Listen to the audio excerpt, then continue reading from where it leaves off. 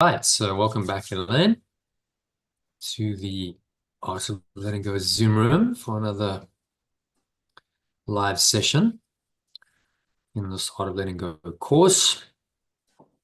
So let's have a look at today's email, shall we? Just to dive straight into our daily quote.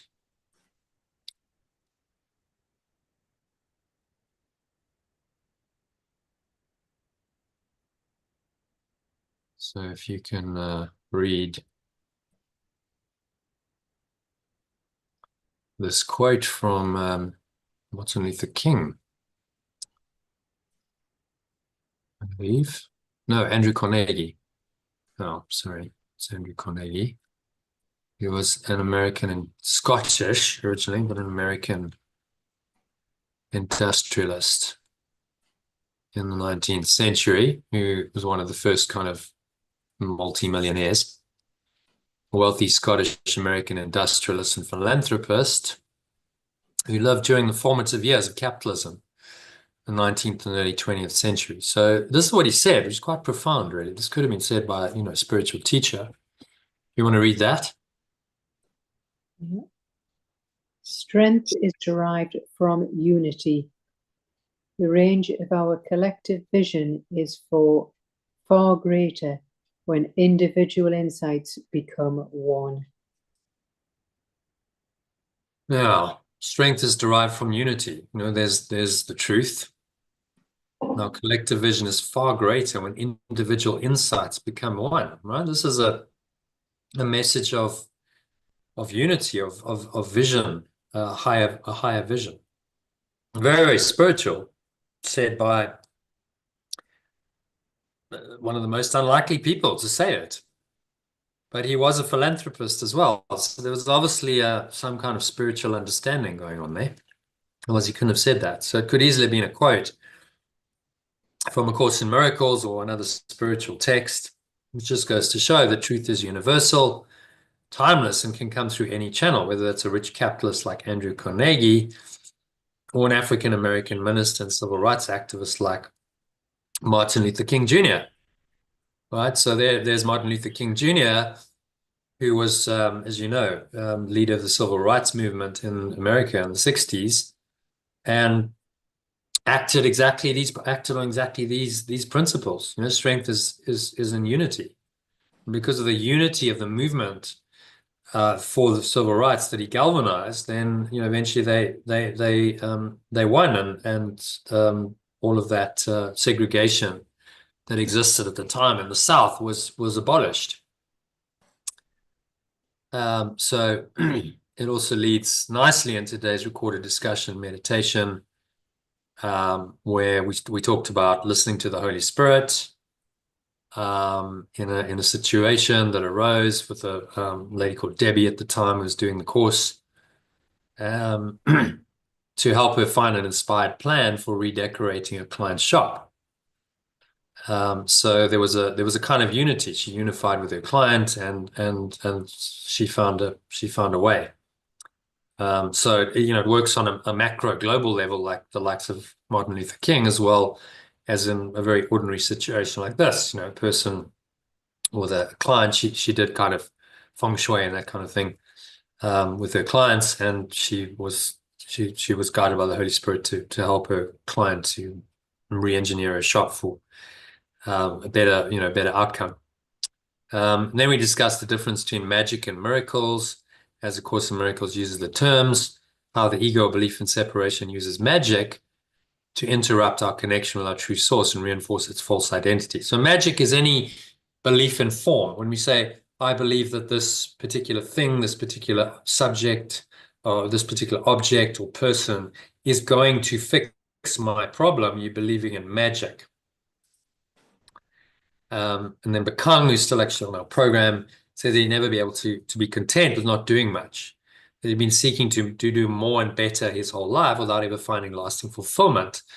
And I said, this is the ego's pattern, right? Seek and do not find. The true answer is one of the ego's fundamental doctrines Because if you really found the answer, your ego wouldn't exist anymore. So it's perpetual seeking in the wrong places outside of you to guarantee it never finds the truth. It's just another defense of its illusory existence. The more we seek and do not find, the more the ego says, well, I'm real and my existence is lacking. I'm lacking something, and I've got to keep looking for that something outside of me. So it's an addiction, really, to seeking fulfillment outside oneself by achieving or acquiring things. And that's how it uses magic to perpetuate existence in our mind. And this pattern of fear and desire has made our modern consumer society, in which very few people are happy. And most of us are taught from a young age that happiness lies in special relationships, possessing material things, and achieving worldly goals that are therefore worthy purposes for our lives. And this is what the Course is trying to highlight.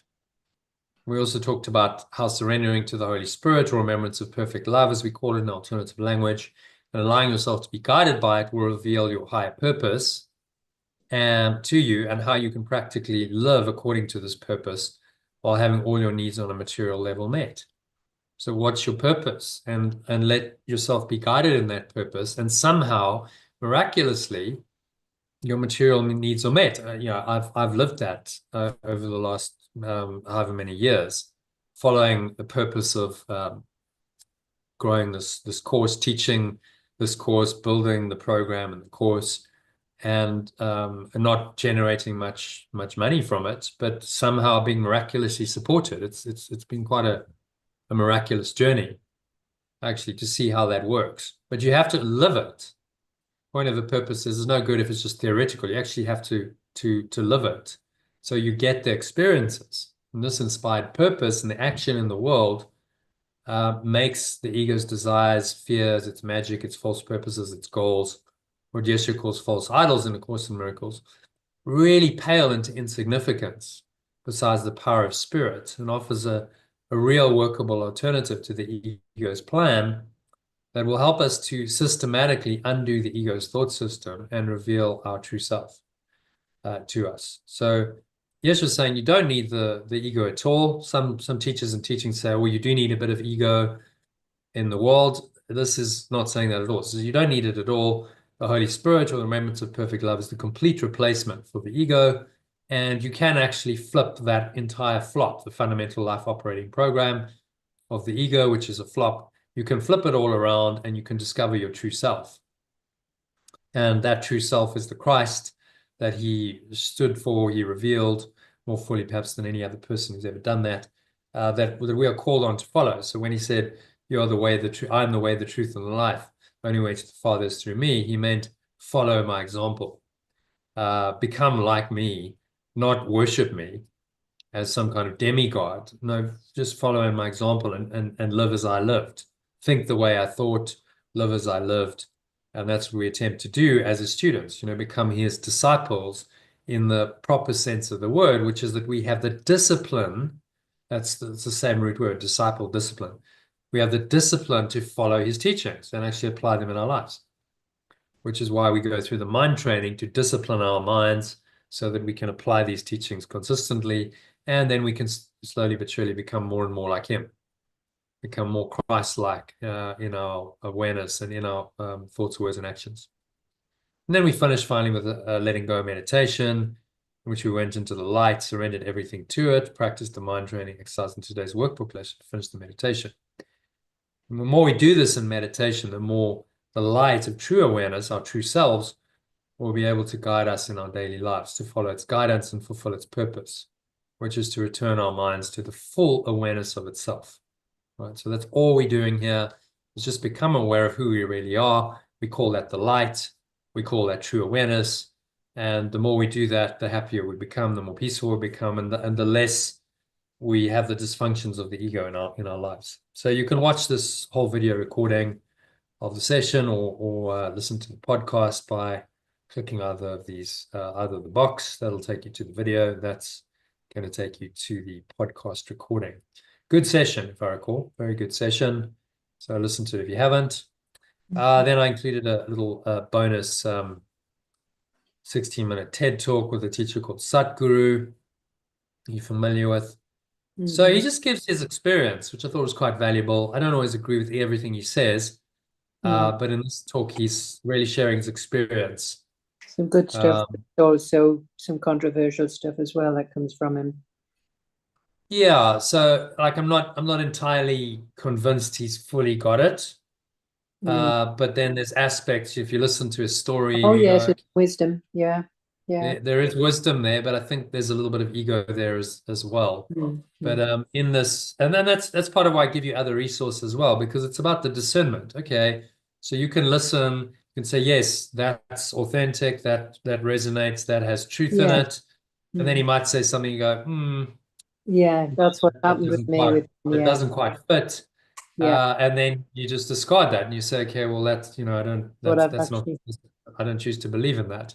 But Mm. there is wisdom in there, and there is Okay. truth in it as well. So part of the reason I give these things is to say, well, you decide, you filter it out, decide based on the course's teachings what you choose to accept in and believe in, and what you reject, even Mm. from the likes of Sadhguru. So most people go, oh, Sadhguru, he's way above me, he knows much more than me.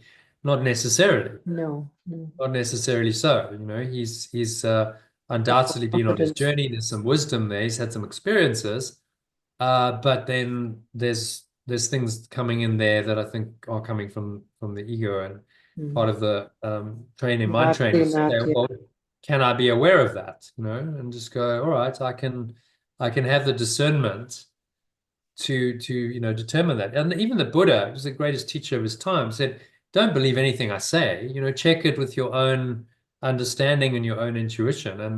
And if there's something I say that you don't agree with, then feel free to discard it. You don't, I'm not telling you anything that I'm not asking you to verify with your own understanding and experience, which is a very refreshing attitude. It's like, okay, there's no dogma, there's no ritual. Like, if it makes sense to you and it intuitively resonates, then yes, by all means follow it.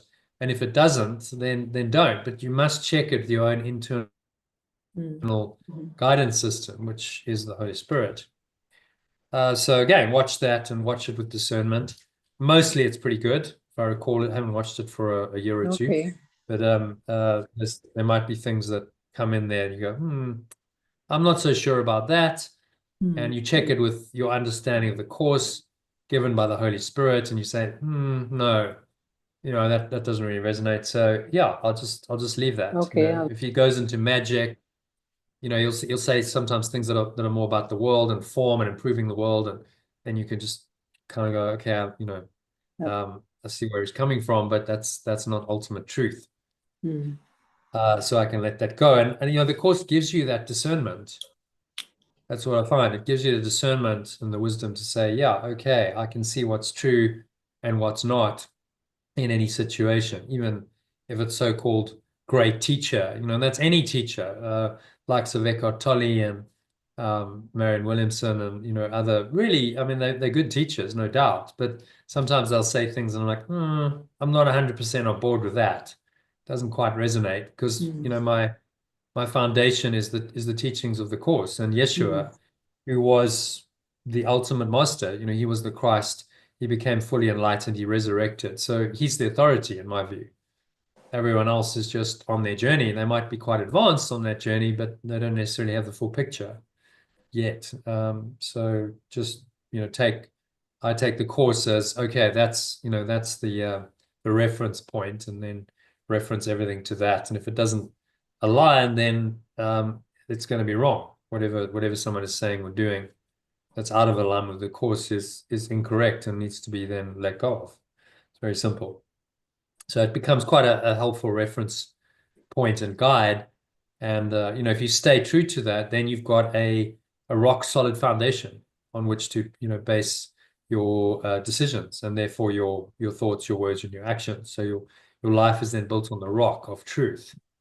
If you vacillate around the course, some people are a bit wishy-washy and they go, well, the course is true, but this is true as well, and it's all true.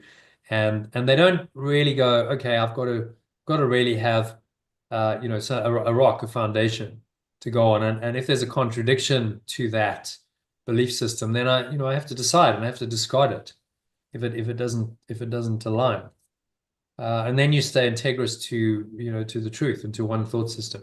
Otherwise, it's very easy for it to get diluted, and you start bringing in other things, and it gets a bit muddied. And I've seen that time and again with course students and teachers. They just they start doing other things and going off the sort of off the teachings, and then you start to get these ego elements creeping in, which then actually undo the entire teaching. Because if the ego is at all true, then spirit isn't, and then you've denied God again.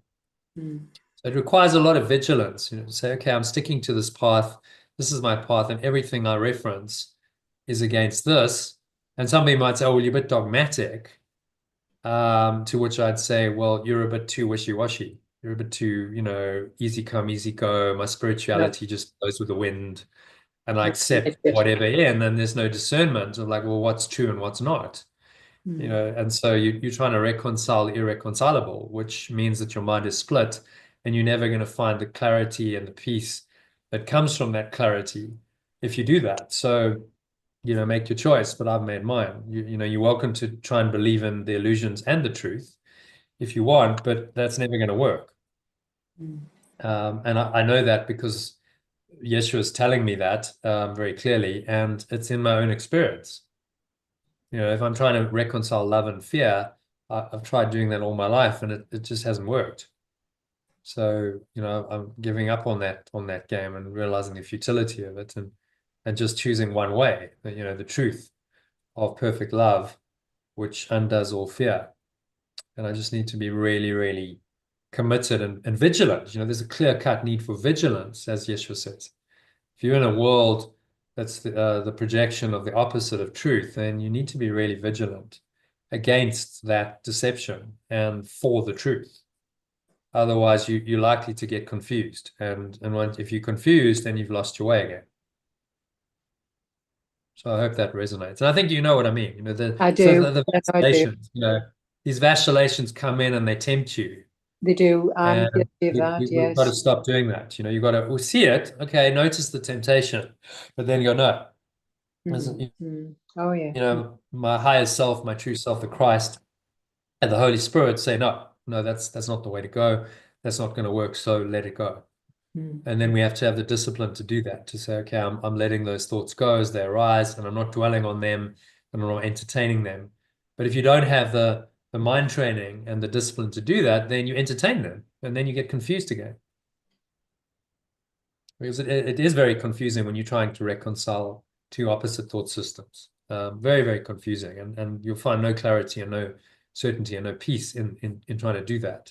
That's what we've all been trying to do for our entire lives, and possibly many lifetimes. Try and reconcile the irreconcilable, and try and somehow make the ego and the spirit work together, have a bit of one and a bit of the other, and it doesn't work. That's really the major lesson we've got to learn in our time here. It doesn't work, so you've got to choose to one or the other. Can't have both. Okay, so any thoughts, comments, or questions on any of that? Otherwise, let's dive into the lesson, shall we? Yeah. Okay. Very short, sweet lesson today. So, let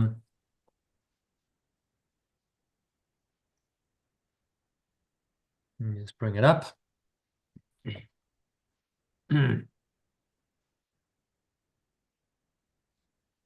Good.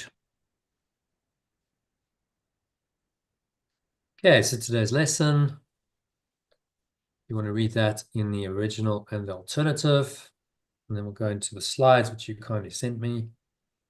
I am not alone experiencing the effects of my seeing. And alternatively, I am not alone experiencing the effects of my perceiving. Yeah, so the reason I've changed it is because seeing's a bit limiting. It's not really just about the visual sense with our eyes, it's about our entire perception.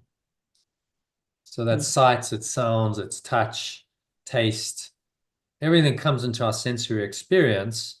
Then we interpret, and that becomes a perception. That's actually what he means by seeing. How do I see the world? How do I perceive the world? So I just used the word perceive because it's a broader sense. It doesn't limit us to the visual sense. So this is really saying that we're connected, and if I perceive the world in a certain way, then this is going to affect other minds. I'm not alone in this.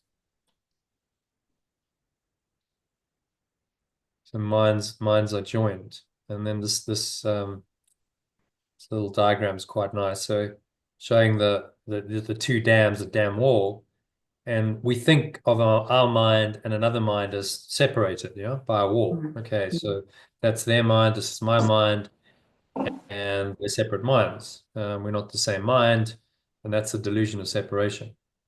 As he's saying that the dam isn't really there. All my thoughts about myself and others flow down to other minds and influence them, blessings and judgments alike. Because actually, there's really just one mind. It's one dam or lake or ocean, and all the water is affecting all the other water. Which is why, in the ocean, you can't pour poison, toxic waste or whatever into the ocean and not have it affect the whole ocean. It's going to go and it's going to spread, it's going to dissipate through the whole ocean ultimately. So there he gives the analogy, if you want to read that. Once I choose how I will see myself. Once I choose how I will see myself or a certain person, that perception will instantly spread from my lake to theirs. It won't wait for me to outwardly communicate my perception to them, for the two lakes are one. Industrial waste poured into one part will inevitably flow to the other. Pure water poured into one part will inevitably do the same. Yeah, so a good analogy, we all know that that's the case. If you put in toxic waste into a lake, it's going to affect the whole lake. You can't then go to the other side of the lake and go, oh, well, now the water's completely pure, because it's going to permeate through the whole lake. Which is why, interestingly, in Canada, they have a policy, zero tolerance policy for pollution, water pollution. You can't pollute any aquifer, any fresh water source, or I think oceans as well. So then they've got very clean water, because as soon as you allow it and it goes into the water system, it's going to permeate everywhere, isn't it? Because it spreads. Sorry, where was that? In the same way, toxic thoughts. Canada, apparently. Canada, yeah. Oh, yes, yeah. Yeah. That's a forward-thinking country, yeah. So the water is really pristine there because you just can't do it. It's illegal.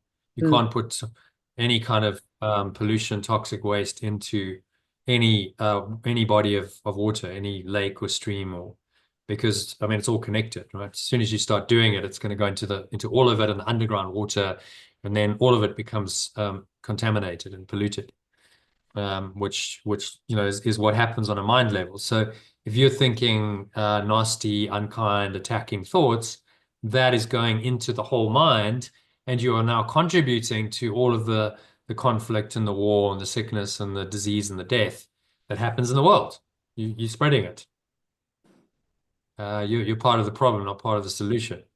Even if you go, oh, it's just my mind. No, because minds are joined. That's the lesson. I'm not alone experiencing the effects of my perceiving. The next lesson is I'm not alone experiencing the effects of my thoughts. So obviously then applies as well, because my perception comes from my thoughts. And then again, it's making the point, minds are joined. How I see and respond to people, situations, objects, and sounds in my mind has an effect on my mind and on other minds, because these minds are connected. My mind, another mind. This diagram shows us there's a connection. Actually, they're really and in truth, they're the same. There's no separate beaker. Oh, I'm going to pour this into. It's just that doesn't exist. The idea of a separate mind is a delusion. There's really only one mind. So if you want to read that little comment at the bottom there. This is not soundproof room where what happens in one room cannot be heard in the other. If I refuse to let my own mistakes, in brackets in perception, be corrected, it will have implications for me and for others. Yeah. So if I hold on to my ego, then it affects the entire world, right? The world can't awaken as long as I hold on to my ego. It's as simple as that. You're then part of the problem, not part of the solution. And you affect other minds. And, we see that. If you're with a person or people who are in the ego, then that rubs off unless you're really strong and vigilant. It affects does. you, which is why people often struggle to awaken, because the collective consciousness they're in, the social group, the family is not wanting them to awaken. It just wants to keep them in another thought system, ego's thought system. And the ones who go on another path, say like the spiritual teachers like Yeshua and the Buddha, they are actually the enlightened minds that are there to lead society forward. That light that they bring then permeates to other minds, and it starts to awaken the mind. And then we see these, kinds of movements like Christianity and Buddhism, and because people, start to go, well, actually, this is better. This is a better way of thinking, of being. And they start to adopt that way of thinking and being, and then it becomes a religion. Religare just means to tie or bind together. Interesting. Religion means the root of it, religare in Latin, is to tie or bind together. So religion is the tying or binding together of people in a common belief system and purpose, i.e. they're not separate anymore. They are recognizing that there's a connection, and at the highest level of that religion, that they're actually one. They are one with their brothers and sisters. There's no separation. Okay, so pretty short, simple lesson. We'll just read the first couple of paragraphs, and then we'll go into the actual practice in a meditation, shall we? Yeah. So if you want to read paragraph 1. The idea for today is another step in learning that the thoughts which give rise to what you see, or in brackets perceive, are never neutral or unimportant.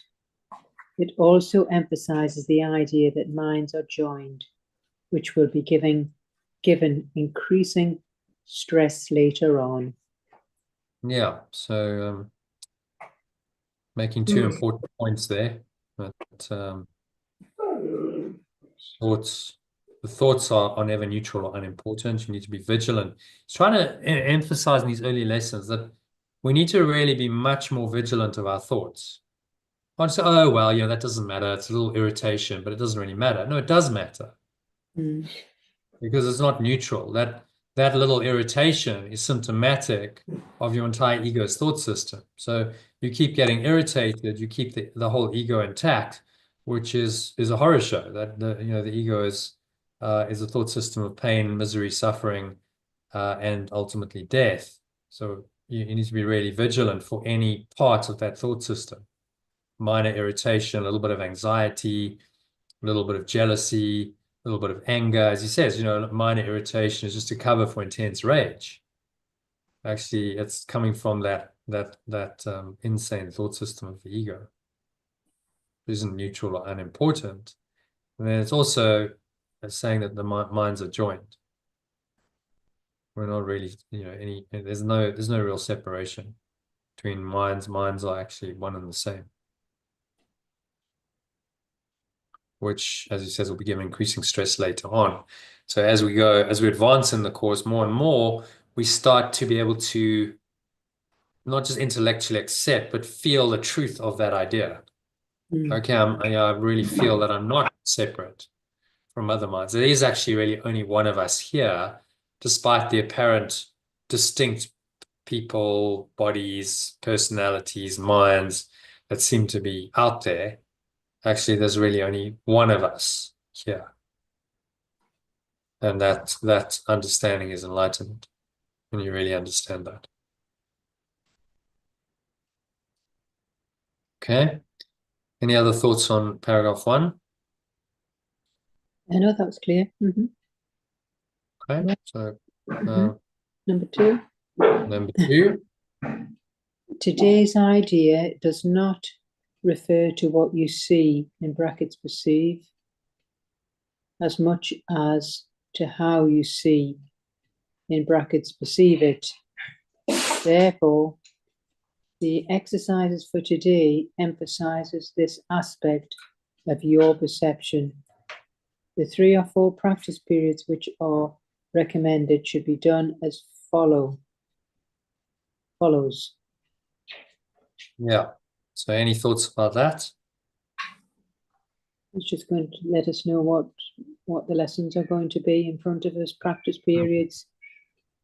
It's Yeah. not about what we see as much as how we perceive How we it. perceive it. Yeah. Which is critical. That's what the whole course is trying to get us to see. It's not the form of it. Oh, reality is this, what I see. No, it's how I see it that is critical. And how I see it is a function not just of the sensory inputs, but of my belief system. I'm gonna perceive those sensory inputs through a filter of a belief system that's then going to create my perceptions. Mm. So I'm not really seeing things as they are. I'm seeing things as I believe they are. Right. And that simple insight is really the essence of this whole thing. Once you understand that, okay, so it's not what I'm perceiving isn't reality. It's reality as I perceive it. It's my own invented form of reality that I'm perceiving. I might be seeing and hearing things through my senses, but how I interpret them is a perception, and how I interpret them is based on my beliefs, my thoughts, my past history, my story, my self-concept is how I interpret it. Yeah, and that's very individualized. My interpretation is not going to be the same as someone else's interpretation. That's almost guaranteed in the world of separation, right? That's what separates us. Oh, well, you see it differently from me. Why? Because you think you're a different person from me. And so you must see it differently to be a different person. You see where the separation gets entrenched. Mm. We have to see the world as separate in order to be a separate person, in order for our separate self-concept to continue. Okay. So yeah, just setting the scene, very important point, setting us up nicely for the exercise, which we'll do in a meditation. They're very short, simple, sweet. So I'm going to do it in the internal aspect, your eyes closed. So quite a powerful application of this exercise is instead of just looking externally and saying, well, how I see whatever it is, the wall or much more powerful to say, I'm not alone experiencing the effects of how I perceive this situation in my life or in the world. Much more powerful, much more, oh, okay, yeah, I get that. I'm not alone experiencing the effects of how I see this wall. Okay, maybe. But it's a bit of kind of your mind kind of goes, well, does anyone really think about a wall? And Well, you that's see what he's right. trying to do. He's starting with the very basics of just your visual sight. But actually, as you advance in this course, the idea of perceiving it and perceiving situations that are not necessarily visual becomes quite pertinent. So we're gonna do that in the exercise, as well as when we open our eyes, we'll look around. Do it as you suggest, just by looking around the room. Okay, so let's do that now.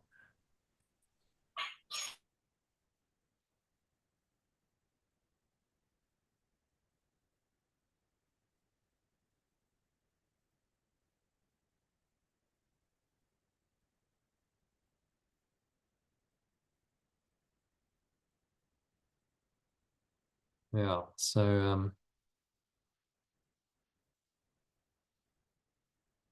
some meditation on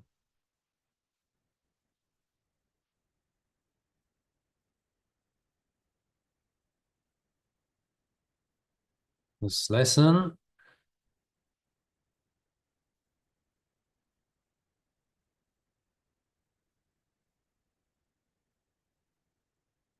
So lesson number 18, just making yourself comfortable, sitting comfortably with your feet shoulder width apart, your back straight, cup your hands in your lap, close your eyes. Start off by taking a nice deep breath in through the nose, breathing in, noticing how the stomach rises and the chest rises. Subtle flow of air in through the nostrils.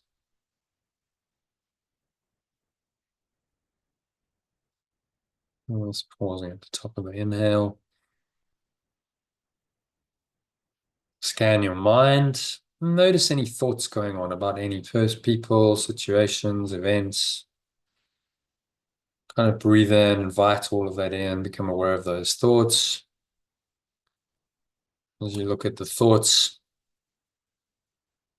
remind yourself that I'm not alone experiencing the effects of how I perceive this person, this situation, whatever it is you're thinking about. I'm not alone in experiencing the effects of how I perceive this.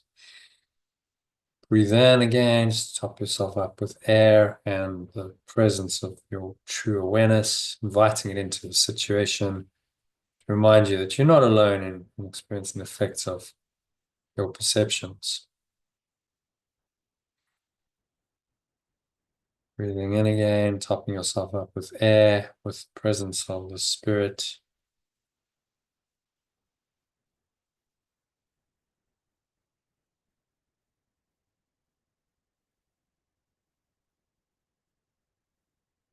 And first exhale,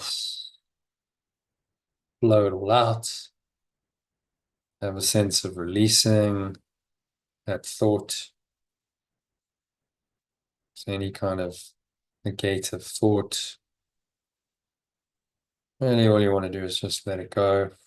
It's going, gone. Pull the stomach into the spine. Expel the last remaining air out. Pull the stomach in.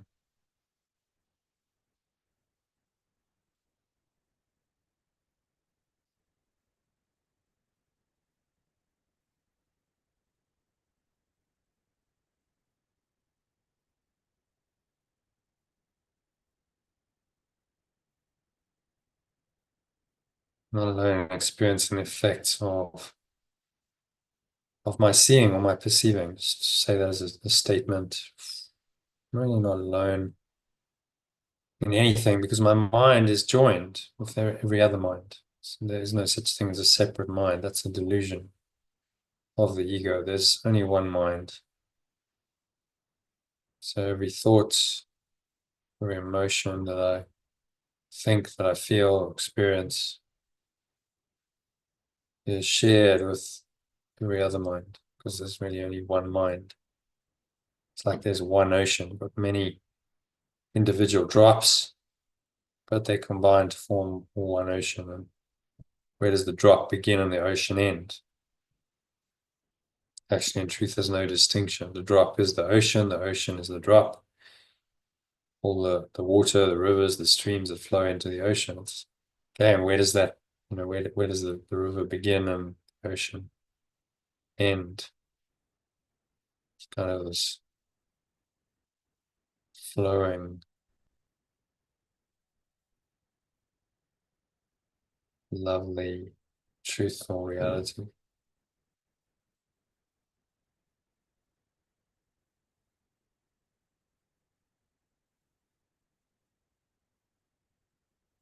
And so in this awareness, this higher awareness, find yourself, I'm not alone experiencing the effects of my seeing or my perceiving anything and anyone. You can just, on that awareness, in that awareness, sink inwards, allow yourself.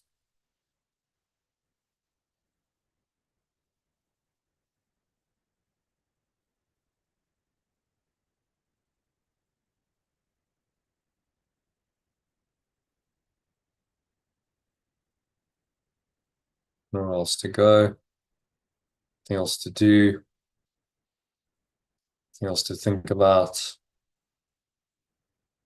So just breathe, relax, and be still, surrendering to the stillness, to the light of truth, of one, of being.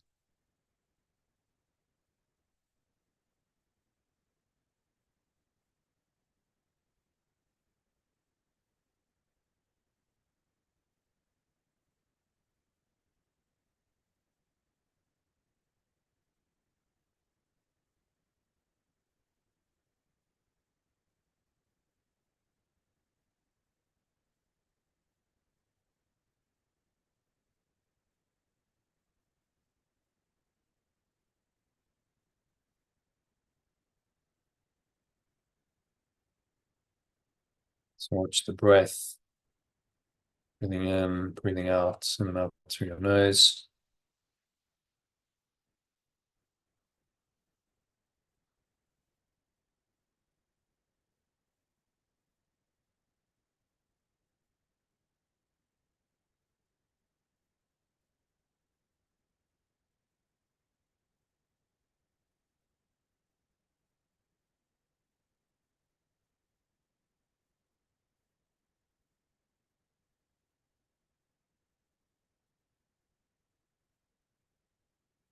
Just by watching the breath, you you sink inwards deeper, deeper and deeper with each breath, to the still, calm, quiet, peaceful awareness that is yours, that is your true self. This is the one mind that we share, the mind of Christ, the mind of your true self, your true awareness. And just rest in that mind, that beingness. Nowhere else to go, nothing else to do, nothing else to think about. Just breathe, relax, and be still. Surrender in to that still one mind. Surrender into the light, true ones.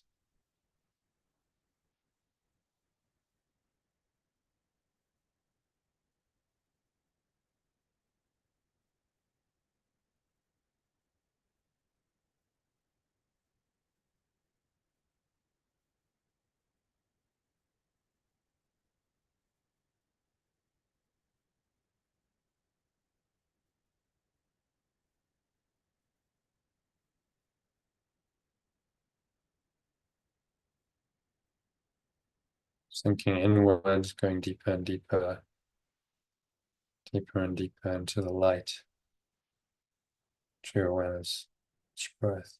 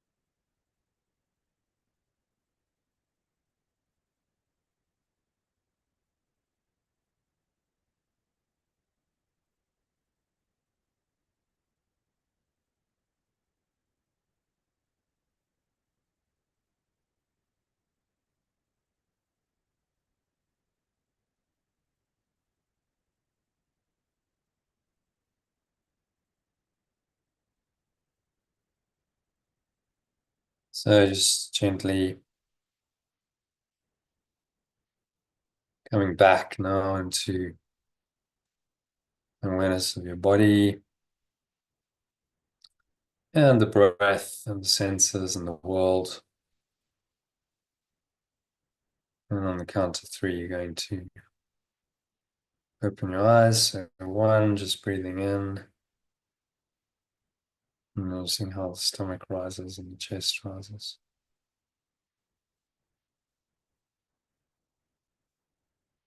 And the subtle flow of air entering the nostrils.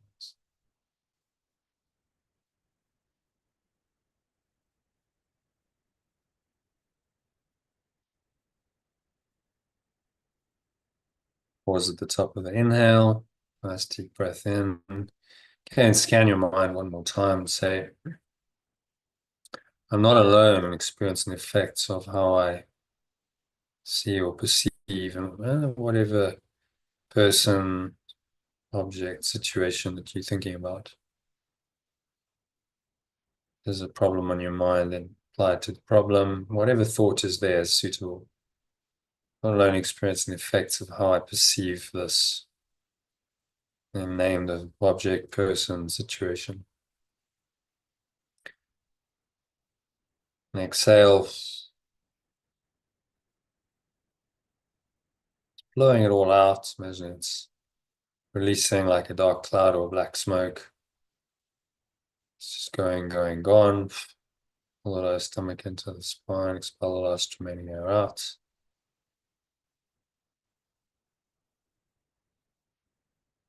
I'm not alone experiencing the effects of my seeing or perceiving.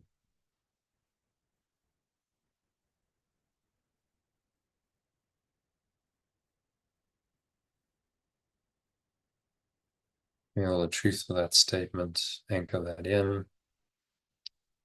On the count of 2, notice the weight of your body pressing down into the chair. Or wherever you're sitting, your feet touching the ground, noticing what you're feeling. With your hands touching, tasting, maybe smelling.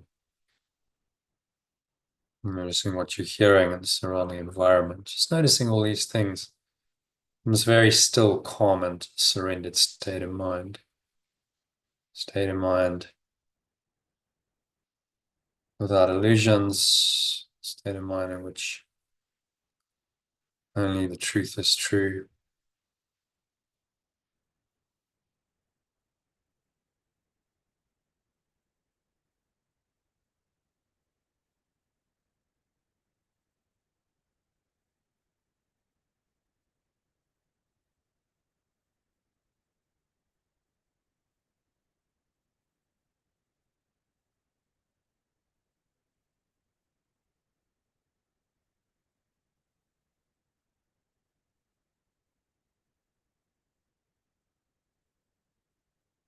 Anchor the state in. Just gonna stay connected to this, set that intention. Noticing this really clear, calm awareness. It's beyond the physical senses. So you can breathe in again. You can notice the air flowing into your nostrils and the smell of it, and perhaps a subtle taste in your mouth, and what you're hearing, what you're touching, what you're feeling, maybe the subtle flow of air in your skin. But underneath this, all these perceptions, is this pure awareness. Just to get a sense of this absolutely still, calm, peaceful awareness. And then on the surface of that awareness are all these sense perceptions, but they don't go very deep. Deeper than them, much deeper than them. Underlying them is this deeper level of awareness. This is your true awareness. That has always been there. That's eternal.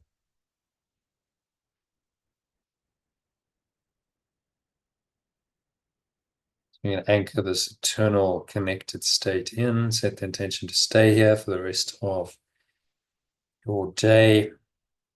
So it is said, and so it is done. Use today's lesson to help you with that. So if you find yourself vacillating, if the ego comes in, start having negative thoughts, feelings, then just use today's lesson. Find yourself that I'm not alone experiencing the effects of how I perceive this, whatever it is, situation, person, event, circumstance, and let it go with the help of your breath. I've sent you a 2-minute and a 5-minute recording to help you practice the lesson. So use it if you can. And that should help you stay in this very calm, clear, neutral state, quantumous state. It's really what these exercises are leading to. State of equanimity rather than going through all the ups and the downs. And so now on the count of 3, open your eyes. Just look around the room. And now we're going to practice the exercise in its external form. So as you look around the room, just keep your eyes on whatever objects happen to be there. Don't try and select or avoid anything, just whatever you happen to look at. And say, as you look at each thing, I'm not alone in experiencing the effects of how I see or perceive, and then name it. So I'm not alone experiencing the effects of how I perceive this wall. I'm not alone experiencing the effects of how I perceive this person. There's another person in the room. I'm not alone experiencing the effects of how I perceive this entire room. You can apply generally to everything that surrounds you. Out the window, if there's a window, I'm not alone experiencing the effects of how I perceive the sky or clouds.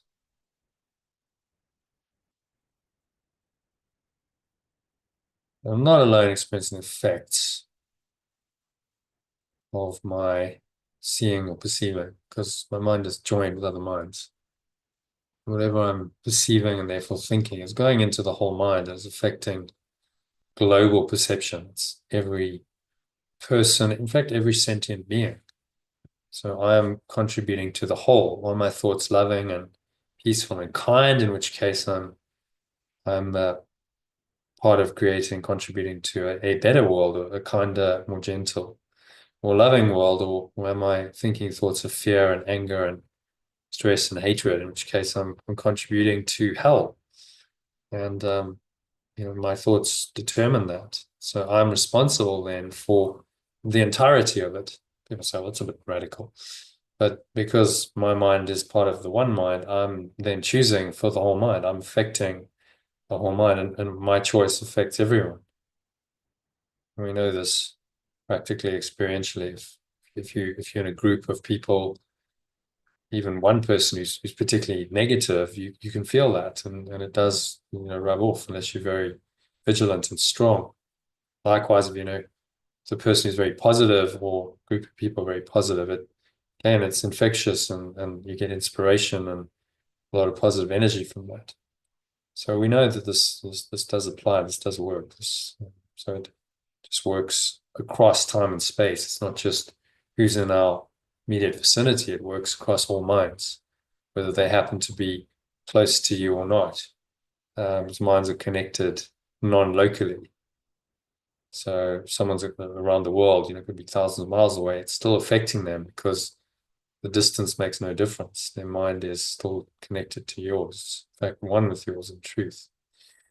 So yeah, as he says, we will get more experience with this idea as we go along, as we progress in the course, this idea of one mind, the unity of all minds and thinking, becomes increasingly emphasized, and ultimately we have to accept that this is the only truth. There is only one mind, rather than a bunch of separate minds, in order to awaken to who we really are, which is one with this one mind, or self, the true self, or the Christ, is the unified mind that is one with our true awareness, which is God. So at the highest level, that mind and that awareness merge into one, and that's the merging of the Father and the Son. Or in our language, the extension and its source into one awareness, and ultimately ends up in the one awareness we call God, which is the truth of who we all are. So on that note, I think let's call the meditation to a close.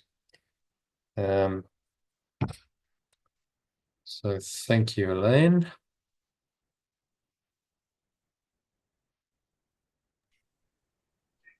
Shall we end it there? How are you doing on time? I mean, I could have done it in another half hour, but it depends on on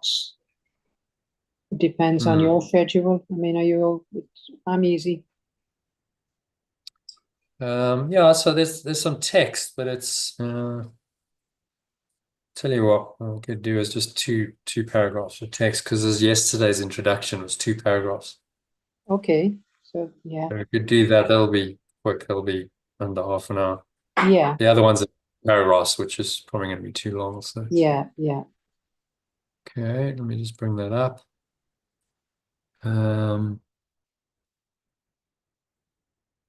Introduction is what we want.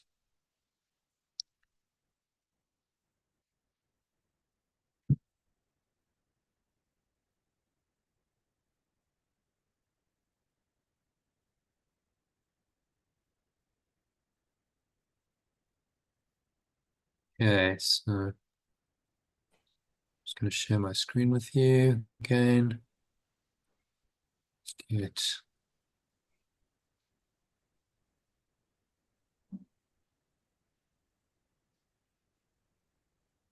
Okay, so this is going to be reading of the introduction to chapter 4.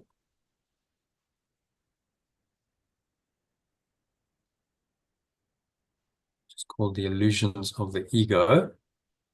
Just 2 paragraphs, so really simple. Sorry, 3 paragraphs. So that's just about perfect, really, I think, for our purposes. Yeah. So let's see. Devotion to a brother. Yeah, I think I'll read in the original, Summer. You read in the alternative. Do we do Okay. that? Yes. Okay, so the Bible says that you should go with the brother twice as far as he asks. The Bible says that I should go with a companion twice as far as they ask. It certainly does not suggest that you set him back on his journey. It certainly does not suggest that I set them back on their journey. Devotion to a brother cannot set you back either. Unconditional loving a companion cannot set me back either. Yeah, that's what he means by devotion, so that's how he translates it. It can lead only to mutual progress. It can only lead to mutual progress. The result of genuine devotion is inspiration. A word which properly understood is the opposite of fatigue. The result of unconditional love is inspiration, a word which properly understood is the opposite of weariness. Yeah, I think that translation's a nice one. Devotion becomes unconditional love. Do you agree? Yes. So it sort of makes it more devotion. What does that really mean? Well, it means you unconditionally love that person, and there's no judgment, and therefore, do unto others as we have them do unto you. If you really unconditionally love them, you understand that they are you. So as you help them, you help yourself. So this is the opposite of weariness. To be fatigued is to be dispirited, but to be inspired is to be in the spirit. To be weary is to be dispirited, but to be inspired is to be motivated by pure formless awareness of perfect love. Yeah, to be egocentric is to be dispirited, but to be self-centered in the right sense is to be inspired or in spirit. To be motivated by my belief in separation is to be dispirited, but to be self-centered in the right sense is to be inspired by pure formless awareness of perfect love. Yeah, so egocentric, I've translated as motivated by my belief in separation. So egocentric means that your entire thought system, all of your thoughts, words, emotions, actions are designed around the separate self, motivated by my belief in separation or my separate self. Maybe it might be better to say separate self here. I use them kind of synonymously, but the separate self is the more personalized aspect of the belief in separation. So it's where, oh, okay, so this is me, separate self, which is then how the belief in separation plays itself out, because we believe we are that separate self. So it's no wonder everyone is so uninspired and lackluster, because everyone believes they're separate self. And to be self-centered in the right sense is to be inspired by pure formless awareness of perfect love. It's capital self-centered. What you find actually is that many people in the ego can mistake higher self-centeredness for egocentricity and say, oh, well, you're just selfish. I've encountered that quite a lot. When actually, you know, what you're trying to do is according to the dictates of the higher self, of the Christ and of the Holy Spirit. But the ego can't see that. Be higher self-centered. I mean, so for instance, take the Buddha's life. The Buddha left his family.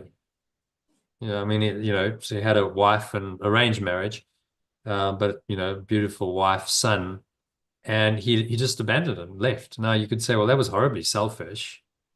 Like he should have stayed and you know taken care of his wife and son, and so from the ego's perspective, that could be seen as selfish.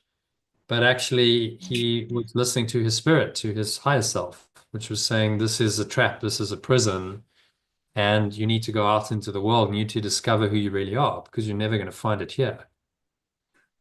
And, you know, thank goodness he did that, because otherwise we wouldn't have Buddhism. And, you know, it's helped hundreds of millions of people, billions of people down the ages to find more peace and happiness in their lives.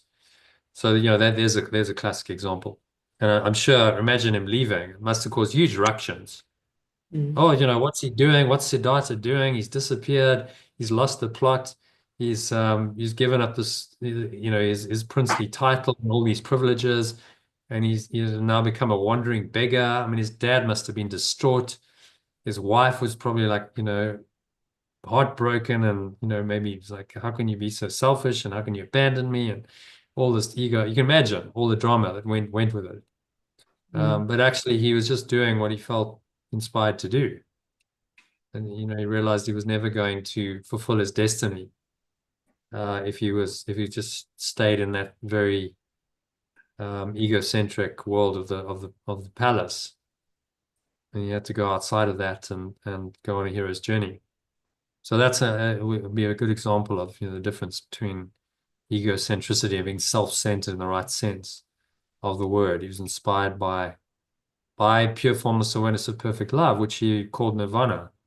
You know, that state that he attained, ultimately, he just called another name. He called it nirvana. So the truly inspired or enlightened and cannot abide in darkness.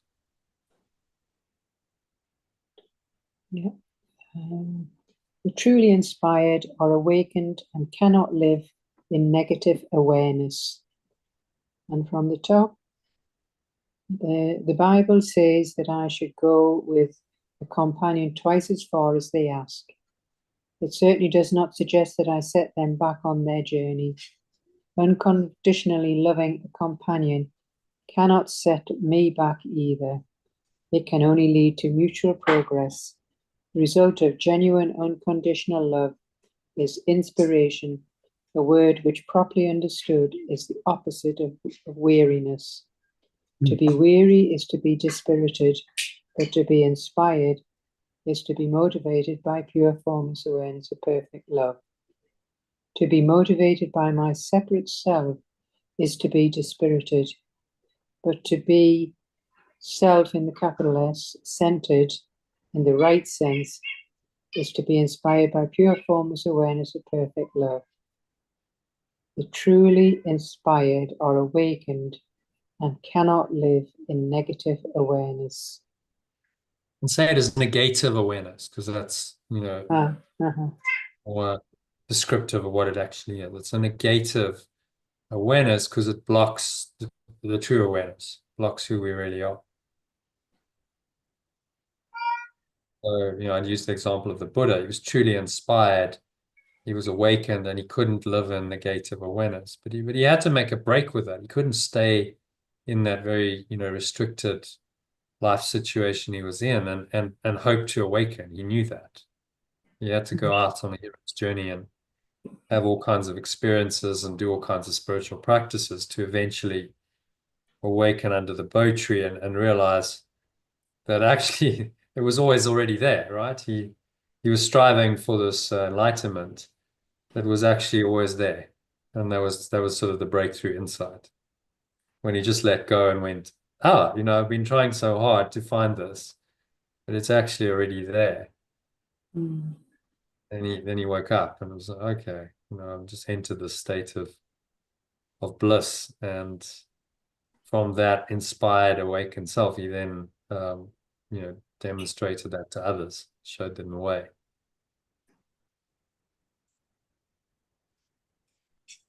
Okay, so yeah, any thoughts on that?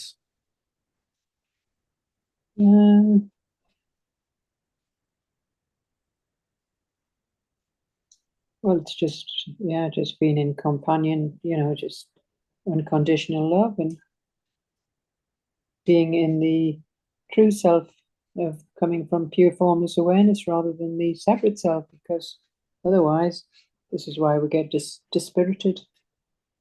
We're inspired in the other thought system and dispirited in the other. Yeah, that's very true. I mean, we know what it feels like to be dispirited. We've all been there, to be weary, tired. So, it's just, it can be very heavy, the ego, very heavy, having this weight of the world on your shoulders, a burden, kind of grinding your way through life. That's what he's talking about, the world weariness, the dispirited nature of it. But when you're inspired, it's the opposite of weariness. You can feel like really light and joyful and like, hey, actually, I'm positive, I'm inspired, and I'm inspired often to, act in very positive, helpful ways, which then becomes how the spirit acts through you in the world and spreads the light. As we've seen, the likes of the Buddha and Yeshua, other great teachers do. They live in the spirit, they're inspired, and then the inspiration motivates them to just spread love and kindness and healing. What else are you going to do? Okay, so you can speak from the spirit or from the ego as you choose. I can speak from pure formless awareness of perfect love or from my belief in separation as I choose. If you speak from spirit, you have chosen to be still and know that I am God. If I speak from pure formless awareness of perfect love, I have chosen to be still and know that I am God. These words are inspired because they reflect knowledge. These words are inspired because they reflect knowledge. You speak from the ego, you're disclaiming knowledge instead of affirming it. If I speak from my belief in separation, I am denying knowledge instead of affirming it, and am then dispiriting myself. Okay, my separate self. Do not embark on useless journeys because they are indeed in vain. Therefore, I will not embark on useless journeys because they are indeed in vain. The ego may desire them, but spirit cannot embark on them because it is forever unwilling to depart from its foundation. My separate self may desire them, but pure formless awareness of perfect love cannot undertake them because it is eternally unwilling to depart from its source. And from the top, yeah. Yeah. I can speak from pure formless awareness of perfect love or from my belief in separation as I choose. If I speak from pure formless awareness of perfect love, I have chosen to be still and know that I am God. These words are inspired because they reflect knowledge. If I speak from my separate self, I am denying knowledge instead of affirming it. And I'm then dispiriting myself. Therefore, I will not embark on useless journeys because they are indeed in vain.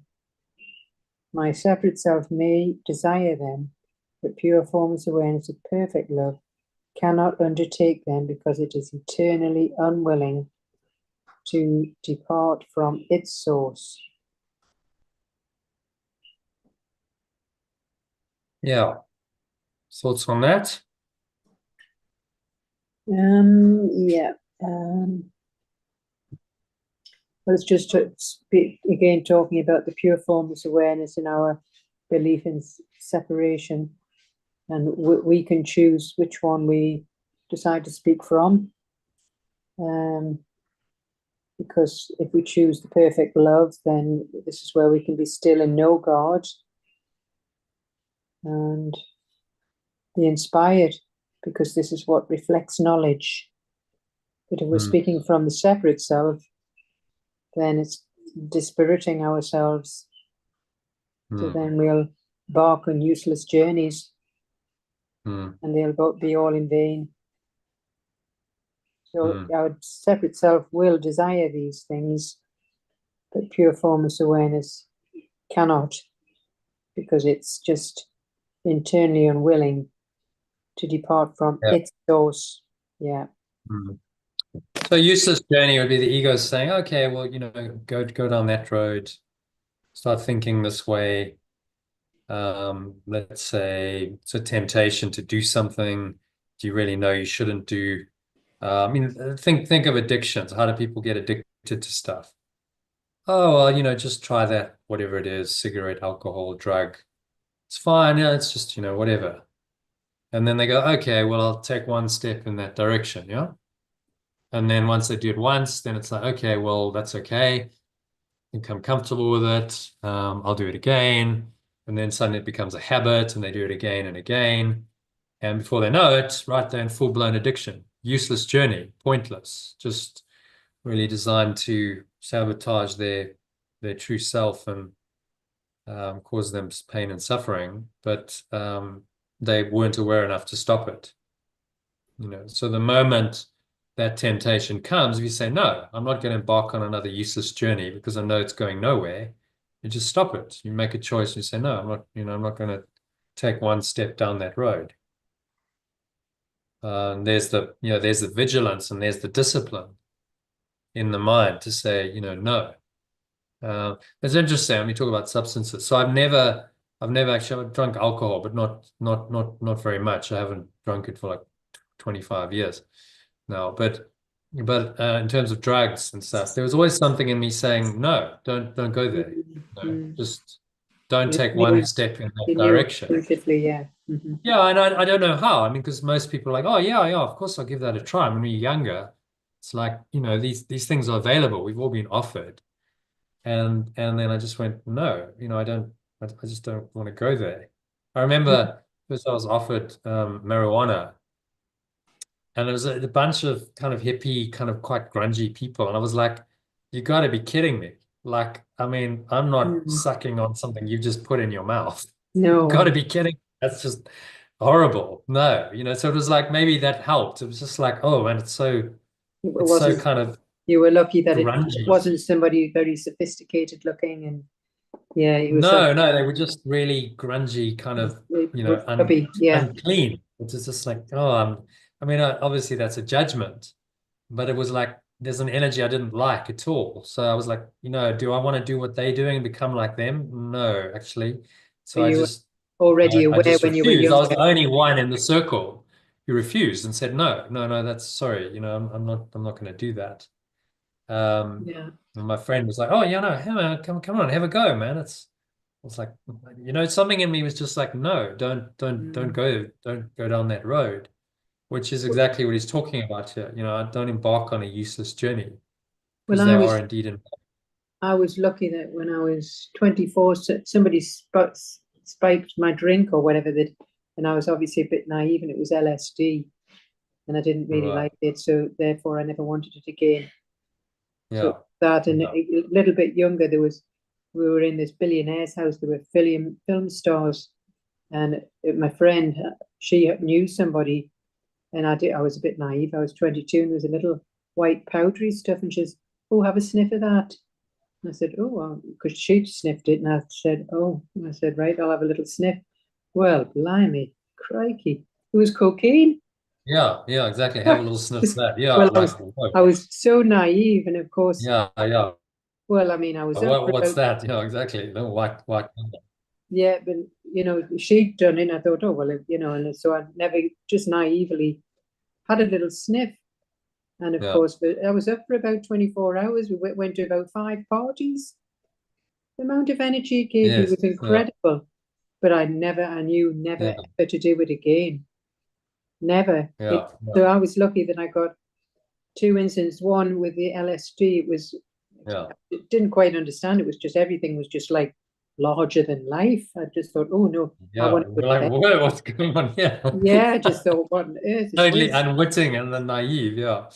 Yeah, Um, and of course I just knew go to bed, go to bed. And then the hmm. second one was, I mean, you could easily get addicted because it gives you its enormous amount of energy. Cocaine, Yeah. amazing. Yeah. So I can see why people get Yeah. addicted. But Yeah. I mean, obviously, when it wore down, I did feel, I can remember feeling rough. I did feel rough Yeah. when it all eventually wore off. But Yes. yeah, lucky I got Yeah. two incidents that were strange, but never did I ever want to touch it again. So it was a big lesson. Yeah. So I did Yeah. fall into the youth's naivety, I must admit.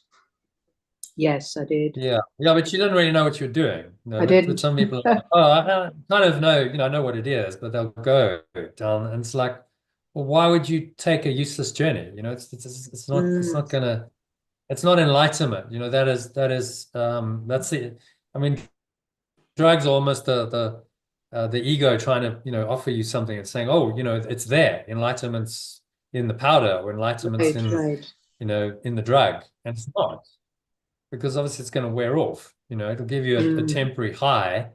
And And then you what? crash. Then you're Yes, I back. do Well, remember. then you crash and then you're like, oh, well, I need the high again. Now I'm actually lower than I was before. And so, addicts say, well, I just need it. And in the end, you need the drug just to feel kind of normal, just kind of sort of vaguely Yeah. normal and functional because your Mm. body's got so addicted to it, your body and your mind. It's a useless journey. The ego's going to try and get you to embark on it. And I mean, this is one instance. You might be asked to, the ego is telling you to do something, go and get involved in a special relationship, or go and do something Which, not right. It's gonna harm someone. which is, Uh, yeah, it's so more when you're very young that you can fall prey to the ego. But yeah, no, there's older people do too. Yes, people do it when they're old. There's yes, they many do. Yes, older of people who course. are addicted to substances, Yeah, no, who true, make true. unwise choices. In fact, John was saying to me in our coaching session that they said, I had a 98-year-old aunt or something, and she confessed to me that she still has a whole lot of dirty thoughts, Oh, whatever they were. So the mind the mind boggled, but goes. at 98. Wow, So there there you you go. go. She's 98, but the thinking hasn't changed very much. So No, no. Oh well. and that, all useless journeys start with thought. Okay, you're gonna think that, you're gonna believe that, and then the ego tries to get you to take action on that. So you speak it, you think it, you speak it, and then you act on it, and then it makes it real in your experience. Mm, mm, So mm. when you do something like, okay, well, I'll snort the drug, or I'll take a drag of that, or I'll take an action, I'll do something that's unkind, or I'll do, like, people commit crimes. You are making it real, right? You're making that thought system real, and you're expressing it out, and you're saying, I believe in that through my actions. And that's when you really start embarking on a useless journey, which will only lead to pain and suffering in the end. But the ego is telling you, oh, no, this is a good idea. And You're just not going to find your true self, are you? With all these wisdom will distractions. tell you otherwise. Wisdom will say, no, that's really not a good idea at all. No, no. Your Holy Spirit's saying, don't go there. And the ego's saying, shut up. I know what I'm doing. This feels good. This is going to be great. Yeah. It's going to give me a high, or it's going to give me a kick, or it's going to give me a quick fix. If you're gonna commit a crime, it's like, yeah, let's go, let's do it. Gung ho, we're gonna get some cash. Great. Imagine when you got all that money, guys are, gonna go rob a bank or steal money or whatever. And it's a quick fix. And then, okay, but hang on. Actually we've caused pain and suffering, and there's guilt, even if we don't get caught. And then if we get caught, we'll now in prison for years. That wasn't a very good idea. For a bit of cash or a quick fix, we end up, having to live our lives in confinement. Very, very bad idea to, follow the ego's guidance. But people do it all the time. So, he's just warning us and saying, don't go there. And this is the thought system that's going to help you to stay vigilant and stay disciplined. Say, no, I recognize the ego. I see what it is and what it does, and I'm not going to fall prey to it. And then he goes on. The journey to the cross should be the last useless journey. Yep.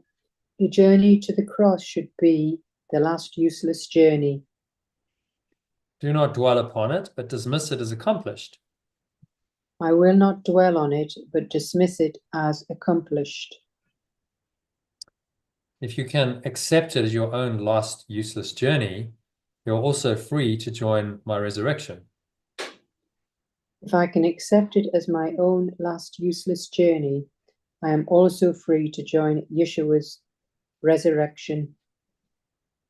Until you do so, your life is indeed wasted. Until I do so, my life is wasted. It merely reenacts separation, the loss of power, the futile attempts of the ego at reparation, and finally, the crucifixion of the body or death.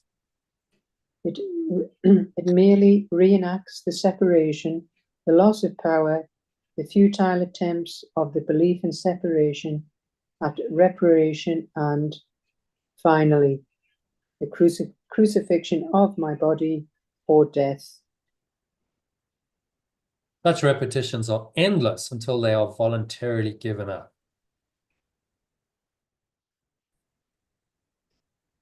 Such repetitions are endless until I voluntarily give them up. Do not make the pathetic error of clinging to the old rugged cross. I will not make the pathetic error of clinging to the old rugged cross. The only message of the crucifixion is that you can overcome the cross. The only message of the crucifixion is that I can overcome the cross. Until then, you are free to crucify yourself as often as you choose. Until then, I am free to crucify myself as often as I choose. This is not the gospel I intended to offer you. This is not the message Yeshua intended to offer me.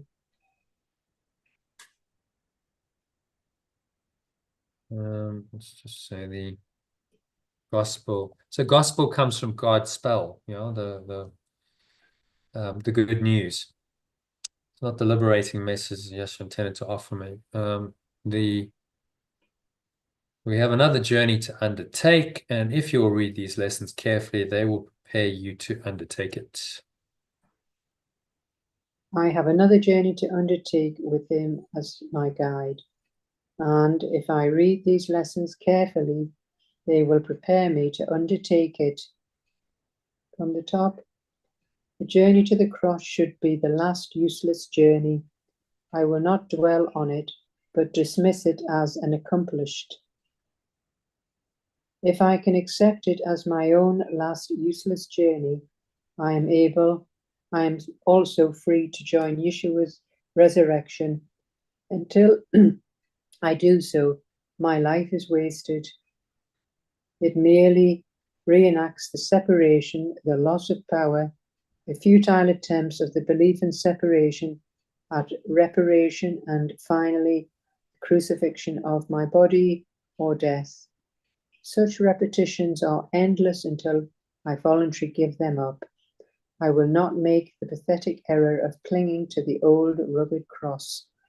The only message of the crucifixion is that I can overcome the cross. Until then, I am free to crucify myself as often as I choose. This is not the liberating message Yeshua intended to offer me. I have another journey to undertake with him as my guide, and if I read these lessons carefully, they will prepare me to undertake it. So it's just saying that we pointless, just sort of the journey to the rugged cross is the useless journey. So the cross is a symbol of suffering. So the journey to the cross, the crucifixion, the death, the suffering, the death, it was all symbolic. That whole crucifixion was symbolic of how life ends in this world, the suffering and the pain, and ultimately the death that the ego causes, which is why it's such a powerful symbol. And his resurrection was really the whole message. Okay, so apparently the crucifixion goes on all the time. People crucify themselves. As he says, you're free to crucify yourself as often as you like. But this isn't what he's trying to do. This is what he's trying to help us to realize. He's helping us to free ourselves from this endless cycle of birth, suffering, struggle, suffering, sickness, aging, and death. And he's saying this will be repeated until you voluntarily give it up. If you want that cycle and your mind chooses that, then so by your choice, you'll have it. He's saying you have another journey to undertake with Yeshua as your guide, and this course and these lessons are preparing you to undertake it.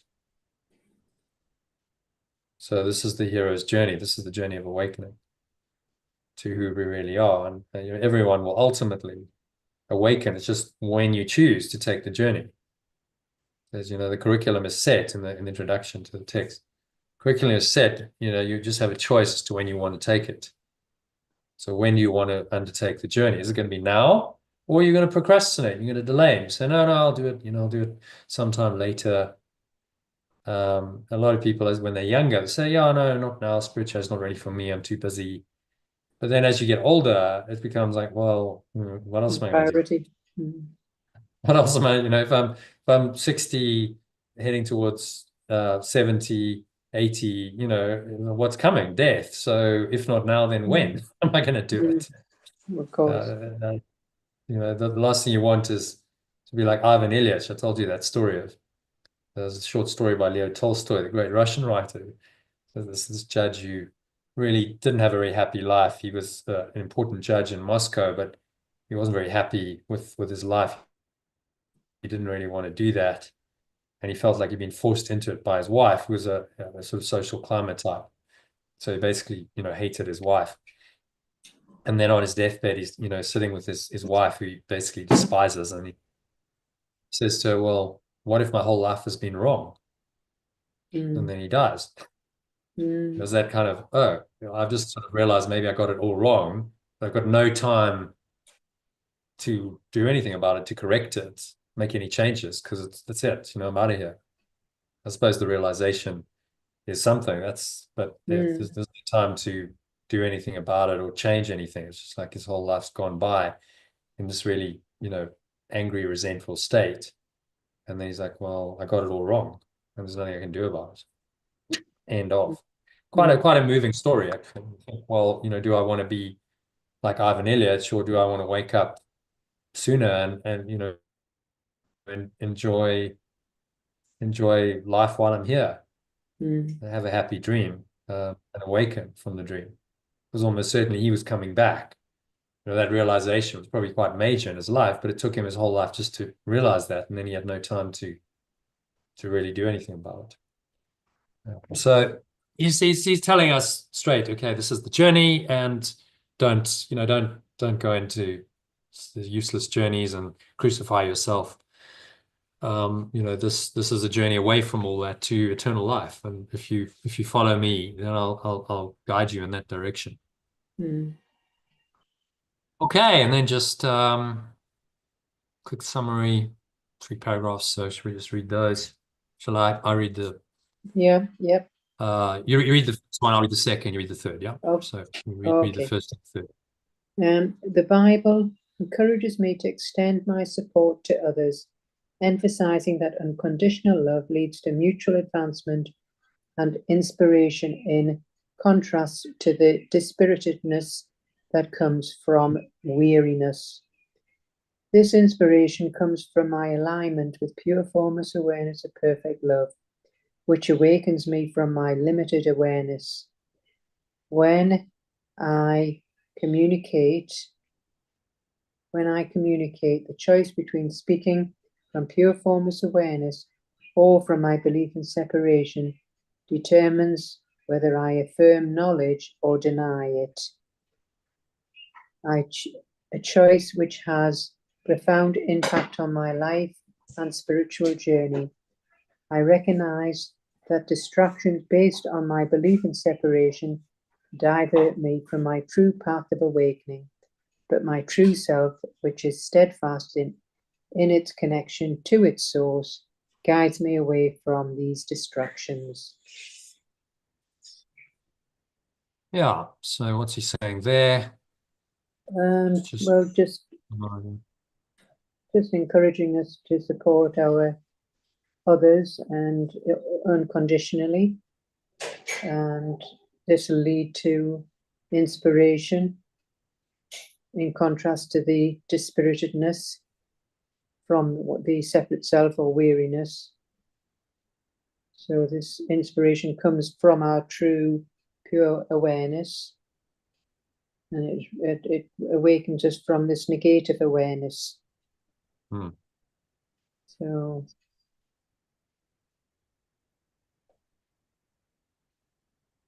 yeah, guides me away from these distractions, which awakens me from negative awareness. And yeah, so it's just a case of the belief in separation is just going to keep diverting us from this true path of awakening. So you described with all the temptations of the world, it's very, very easy to do when you're young, but as you say, there's still old people do it.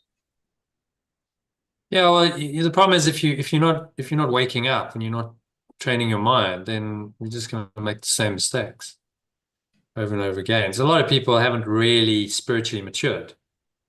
You know, they get older and they're still doing the same kind of thing, same kind of thinking.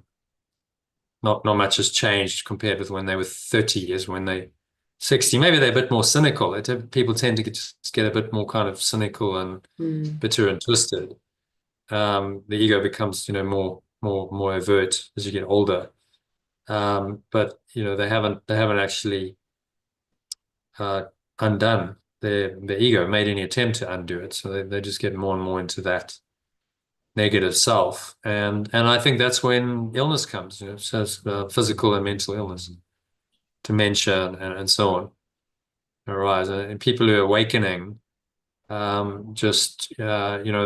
they transforming their mindset, their life, and the body, follows suit, and one tends to avoid a lot of that. Not to say that that's a guarantee, but generally, my own experience and seeing what other people do, that's how it works.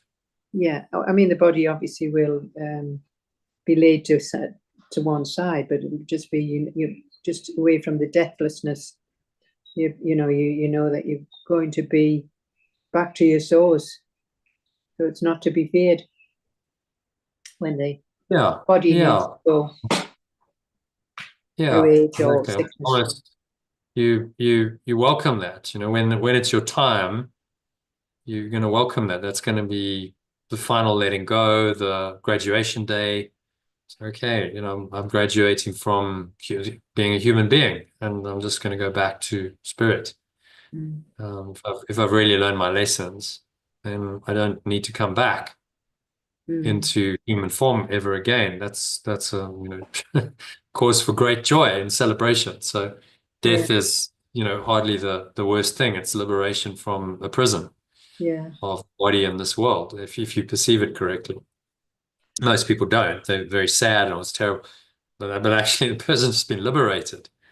Particularly if they are awakening or have awoken.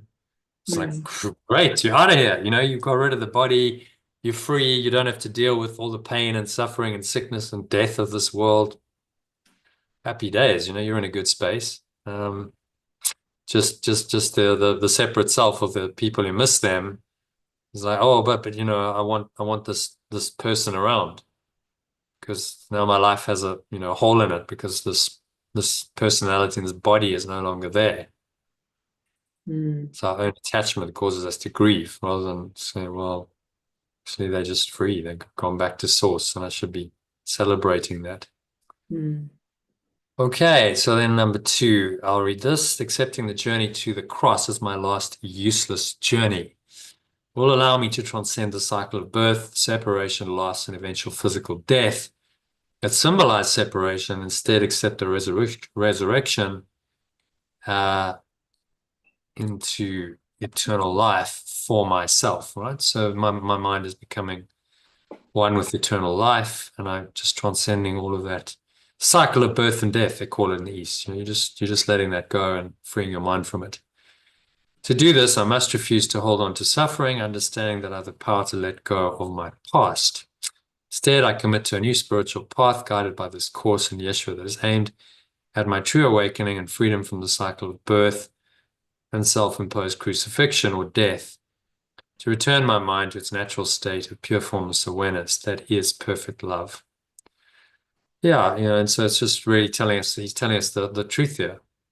This whole course is about helping us escape the cycle of birth and death, which is all self-imposed. We do this to ourselves over and over and over again.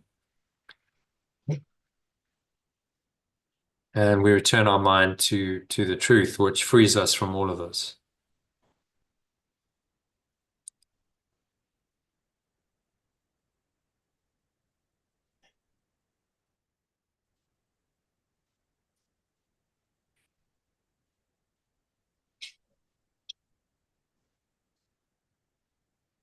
Okay. Happy with that one? Any other thoughts on that? Yes. Oh, yes. Yeah.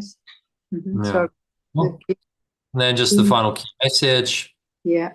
Unconditionally loving others and allowing myself, capital self, to be inspired by pure formless awareness of perfect love guides me towards awakening and away from my belief in separation.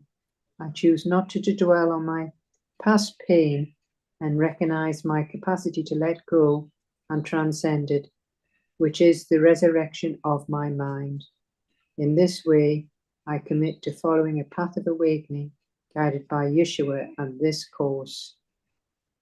So that sums it up. Yeah. It's a very simple message, but he's got to repeat this over and over because we have to forget it and we have to lose our way and start listening to the ego again. So just reminding us continuously in the text is just saying, yeah, remember what's going on here, remember the truth, remember what this course is really about, and follow the guidance. If you do the lessons and you apply these principles to your life, then you're following the guidance, you're following spirit and not listening to the ego. But if you don't and you make exceptions and you're listening to the ego, then it's just another useless journey. So where's the ego going? Nowhere. It's the road to nowhere. You're going nowhere. You're just spinning around in a dream world, thinking you're getting somewhere in the dream, but actually going nowhere. Just a lot of pain and suffering, misery, sickness, and death. And then in the end, as Ivan Ilyich came to the realization, well, just got it all wrong. Like, what was it all for? It's just a life of a lot of pain and suffering and misery, and then I die. I mean, life's a bitch, and then you die type, It's like, really? Is that what it's all about? Or is there this joy, this love and this peace and this joy that's hidden away that, it's really your task to uncover and start to live through that. Live from that higher place. That's what life is really for. So saying, well, commit to following a path that's going to lead to that. You may not have that fully now, but it's possible. So commit to this process. We're still early in the course, chapter 4 only. We've only done 3 chapters, so there's still 27, 28 chapters to go. I was trying to say, well, just really pay attention to these lessons because they're important. This is what they're going to do for you and free your mind from this whole useless journey of the ego. And we all have a sense of that. As you awaken, you get a sense of what's the point of it all? What's the point of this futile journey we call life? And it can be a bit, you can get into a bit of apathy, and it's called divine ennui. Like, well, what, why even do anything? But actually our job here is to find our true self and express that, extend that to others. And that's the most inspiring life you can live. If you can be extending and expressing love in your own unique way to others, that's your purpose. That's your function while you're here. And that's the most fulfilling life you can have.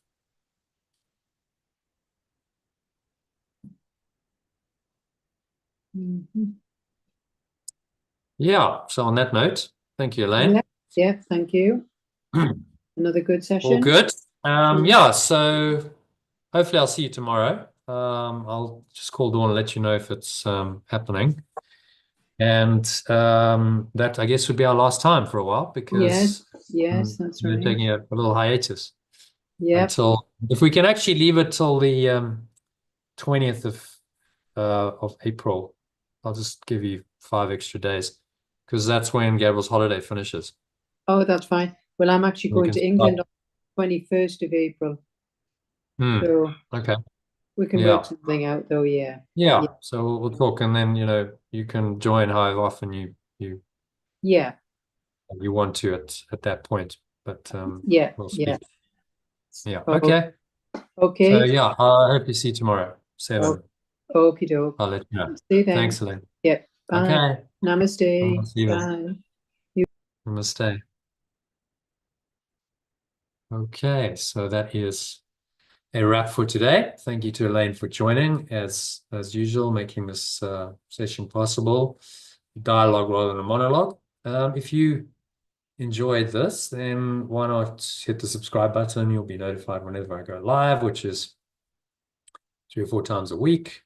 You can also go to lifebuild.com. There you can sign up to my mailing list and get a Telegram message every day containing some of the material that I've shown you in this video, the daily quote for the day and my comments on it, a blog post, and daily lesson from the Course in Miracles, as well as some meditations, short breath breaks or meditations on the lesson, and invitations to join these live calls. So lifebuild.com, check it out, and sign up to receive these daily Telegram messages. You just need Telegram installed on your mobile device, which you can easily do through the Google Play Store or the App Store.